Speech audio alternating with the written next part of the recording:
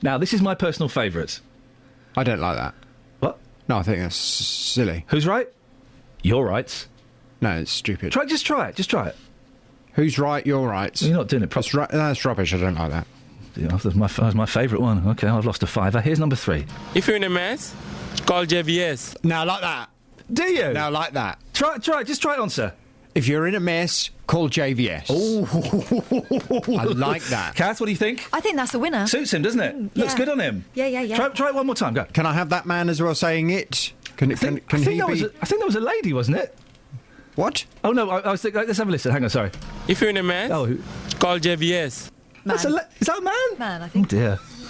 Anyway, not that it matters. Sorry, sir. Not that it matters. If you're in a mess, man, what are you talking about? I can see that on the back of. If you're in a mess, call JVS. What time are you going to use it on your show? I like that. 9 o'clock. Fantastic. I'll be listening then.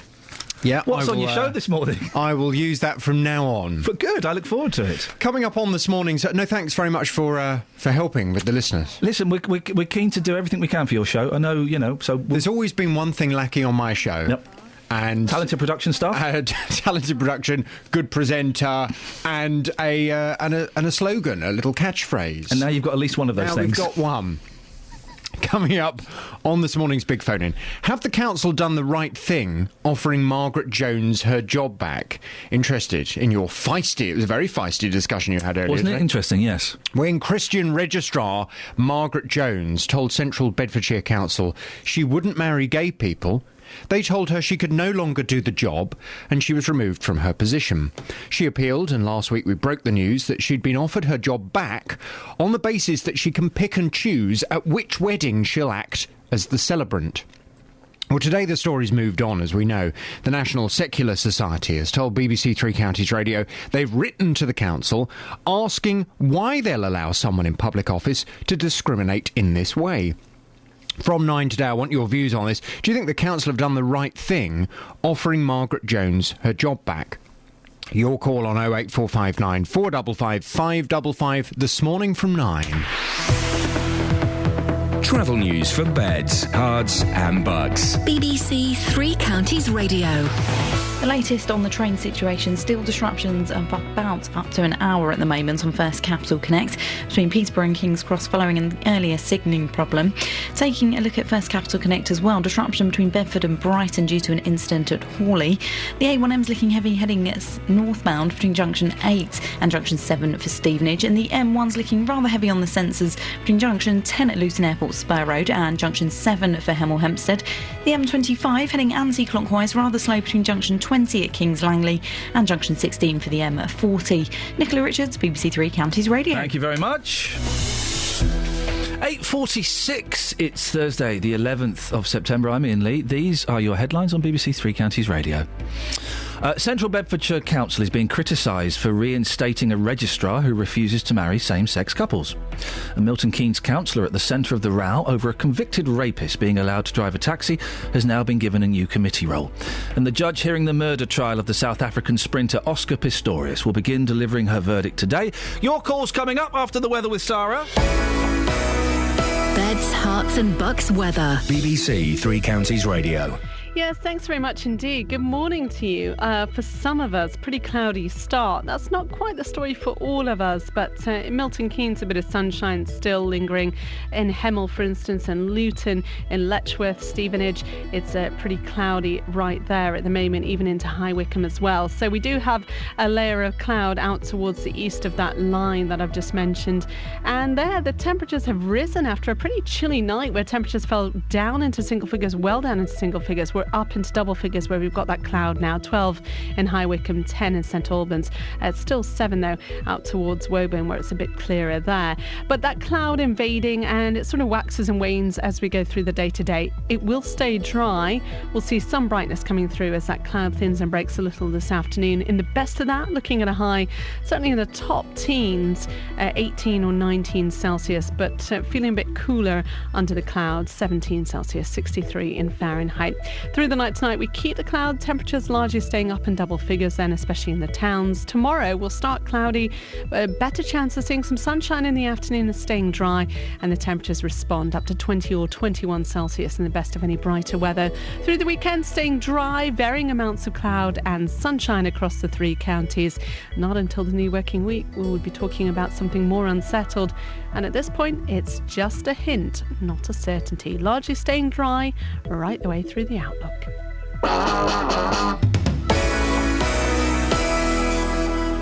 Every weekday morning. It went ping.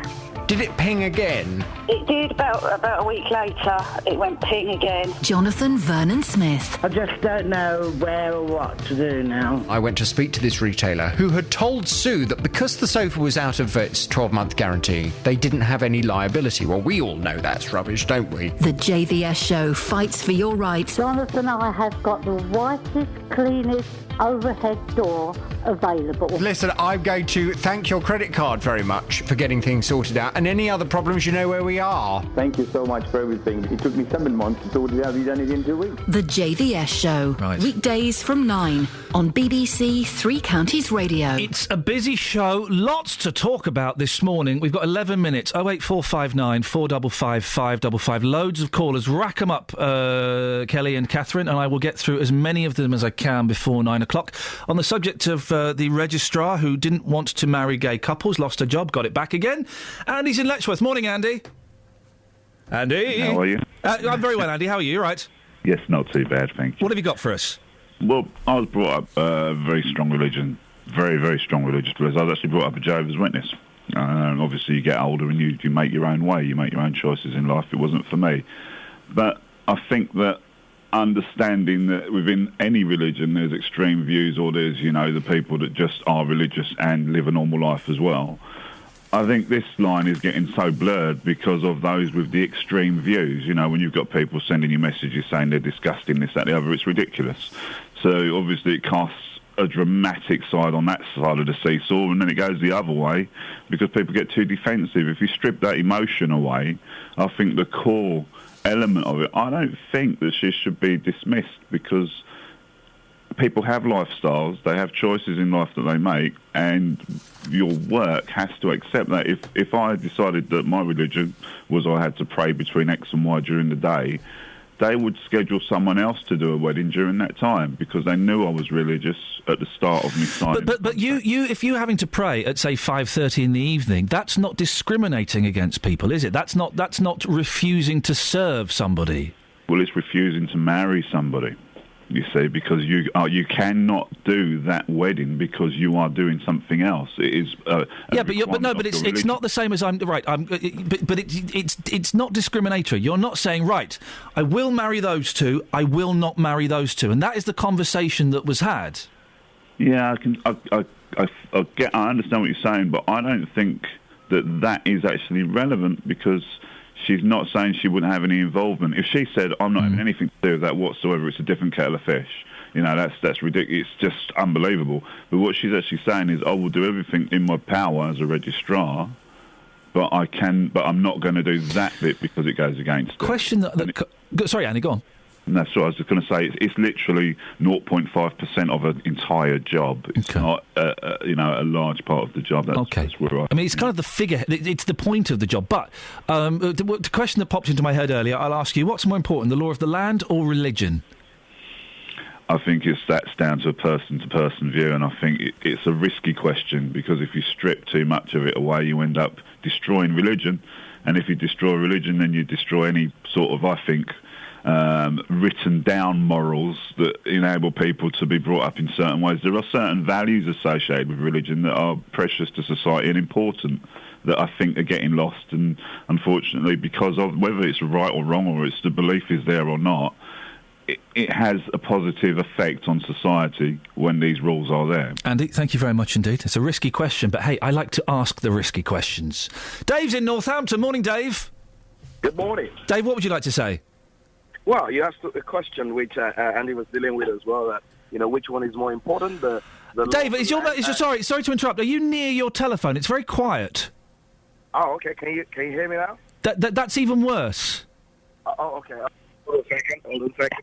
Hello, can you hear me? Dave, it's wonderful. Welcome to the show. Yes, I can. I want to hear your point loud and clear. So away you go, sir. Well, just as Andy said, if you ask a question, which one is more important, the law of the land or religion? You don't even have to put it as religion. But the first thing you got to understand is that the basis of our laws in our civil society is based on the laws of the Bible. That is where we got our laws from. Do not kill, do not murder, do not fornicate. But now our systems begin to modify these things. Now you got to understand that even as religious people, you still have to base a lot of your morality is actually got from your faith. And so when people have to make choices between the laws of the land, if the laws of the land violate natural laws, divine laws, creative laws, then you will have to choose the law of God. Again, this is the implication, just to pick you up on one word, natural laws. So the implication there, Dave, is that being gay is unnatural. Well, the thing is that natural laws, if you violate natural laws, it doesn't matter who votes for it in Parliament. Natural laws will still take its effect. So is being gay unnatural? Sorry? Is being gay unnatural? Now, can I ask you a question based on that? Well, could you answer the question first? Could you answer the question first, Dave, and then I'll answer your question. Is being gay unnatural? What is your rectum made is supposed to do? It's supposed to be an exit for waste products. My rectum? Once you violate that, your rectum is your point of exit for waste products in your body. Okay. So once you violate that use, it's going to self-disintegrate. Self-disintegrate. Dave, thank you very much indeed. We're talking about the self-disintegration of rectums. It's probably time to move on. Dave, thank you very much indeed. Thank you. You're very, very welcome.